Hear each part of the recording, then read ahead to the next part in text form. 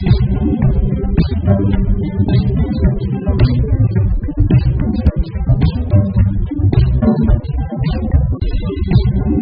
की कक्षा में हम अत्यंत महत्वपूर्ण विषय पर चर्चा करने वाले हैं।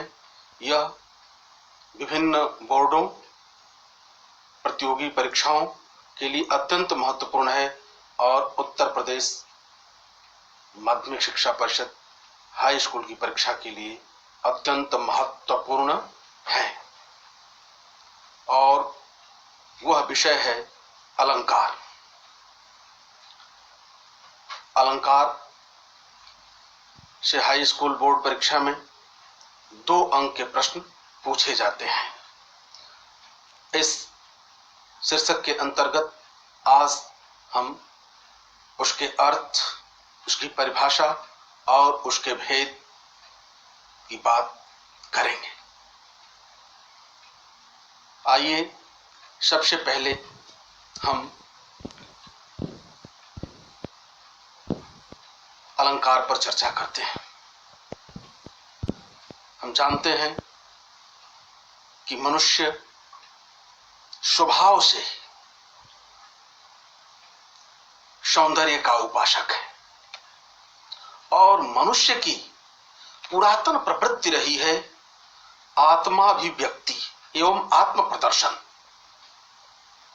जिसका परिणाम है अलंकार।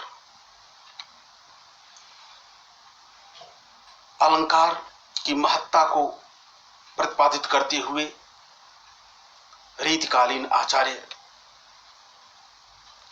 केशव ने लिखा है, यद्यपि सुजाति सुलक्षणी सुवर्ण सरस सुवृत्त भूषण बिनु न विराजई कविता बनिता मित। इस प्रकार आचार्य ने अलंकार की महत्ता को प्रतिपादित किया है और काव्य के लिए अलंकार को अनिवार्य माना है। आइए हम अलंकार शब्द के अर्थ की चर्चा करते हैं।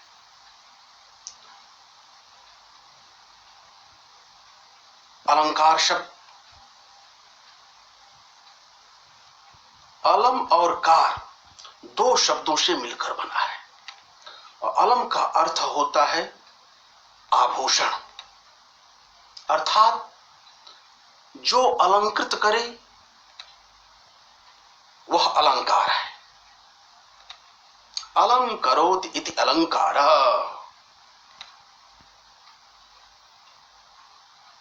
दंडी ने अलंकार के संबंध में लिखा है, काव्य शोभाकरान धर्मान अलंकारान प्रचक्षते, अर्थात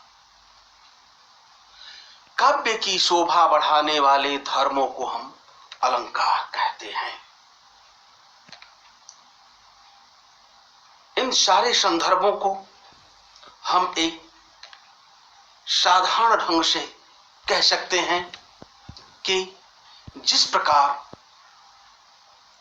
प्रकार आभूषण का साक्षात मानव शरीर से संबंध होने पर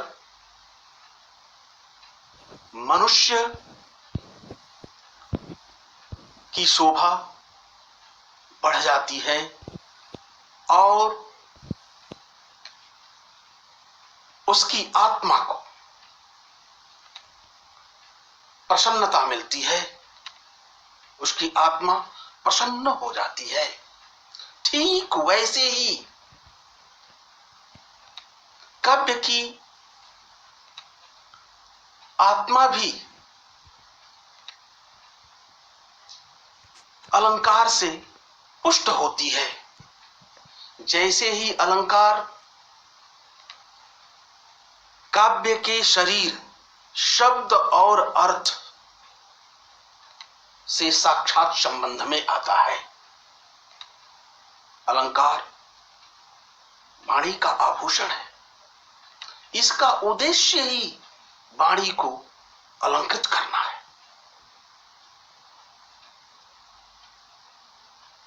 अब हम परिभाषा की बात करेंगे।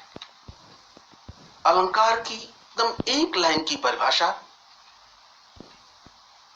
कि काव्य की शोभा बढ़ाने वाले तत्वों को अलंकार कहते हैं। एकदम एक लाइन याद रखिए सदैव। कोई प्रश्न करता है, काव्य की शोभा बढ़ाने वाले तत्वों को अलंकार कहते हैं। अब अलंकार के भेद। मन में बात उठती है कि अलंकार कितने प्रकार के होते हैं। काव्य शास्त्र के विद्वानों ने, काव्य शास्त्र के आचार्यों ने अपने अपने मत से अलंकार का विभाजन किया है, किंतु मुझे जो एक बात सरल लगती है, अध्ययन की सुविधा से भी सुगम लगता है, वह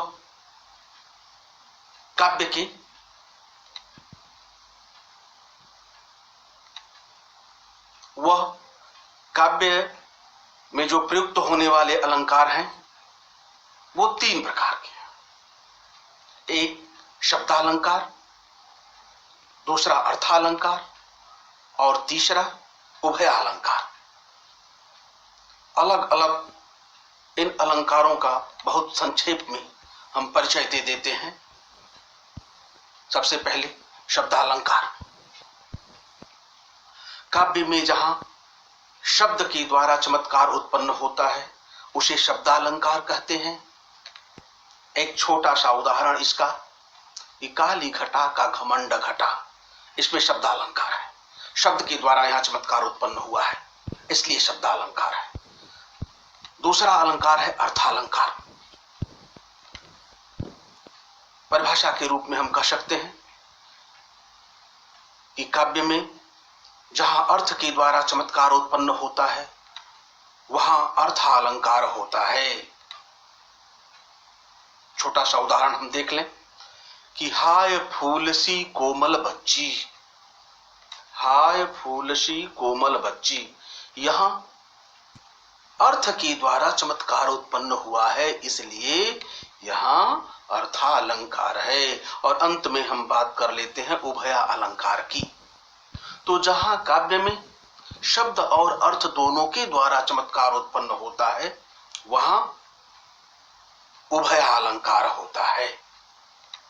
बहुत छोटा सा उदाहरण, सरस सुधा से बोल, सरस सुधा से बोल। इस छोटी सी पंक्ति में, छोटे से उदाहरण में शब्द और अर्थ दोनों के द्वारा चमत्कार उत्पन्न हुआ है, इसलिए यहां उभया अलंकार है। अब सबसे महत्वपूर्ण बात हम करना चाहते हैं,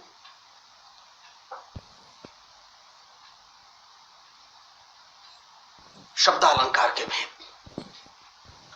शब्दालंकार के वैसे कई भेद होते हैं, लेकिन उनमें जो सबसे महत्वपूर्ण है वो तीन है। एक तो अनुप्रास अलंकार, दूसरा जमक अलंकार और तीसरा श्लेष अलंकार।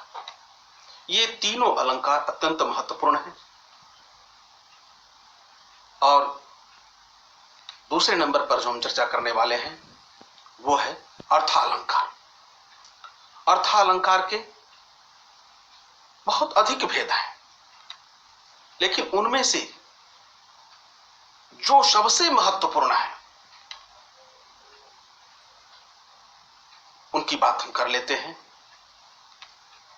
उपमा अलंकार, रूपक अलंकार और उत्प्रेक्षा अलंकार।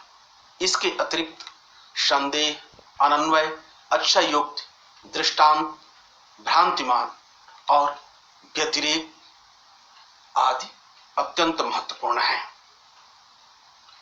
ये अलंकार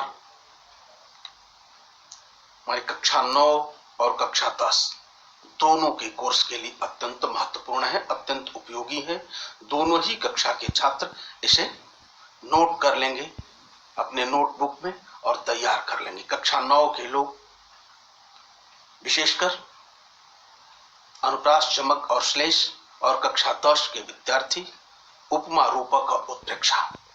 केवल बोर्ड परीक्षा के दृष्टिकोण से ही नहीं, अन्य प्रतिस्पर्धी परीक्षाओं, जैसे नौकरी की तलाश में जब तुम होते हो और विभिन्न प्रतियोगी परीक्षाओं में बैठते हो, तो वहां भी ये अलंकार अत्यंत महत्वपूर्ण है। उस हिसाब से भी आपकी तैयारी होनी चाहिए। एक बार तैयारी हो गई तो फिर बाद में आपके लिए ठीक रहेगा, अपने भी लाभान्वित हो और अन्य विद्यार्थी जो आपके संपर्क में हैं, आपके संबंध में हैं, उन्हें भी लाभ पहुंचाएं। ऐसे उन्हें भी शेयर करें और इससे विस्तार पूर्वक अगले दिन अगली कक्षा में इनके सारे भेदों की परिभाषा और तमाम उदाहरण द्वारा हम आपको समझाएंगे। आज बस इतना ही। धन्यवाद।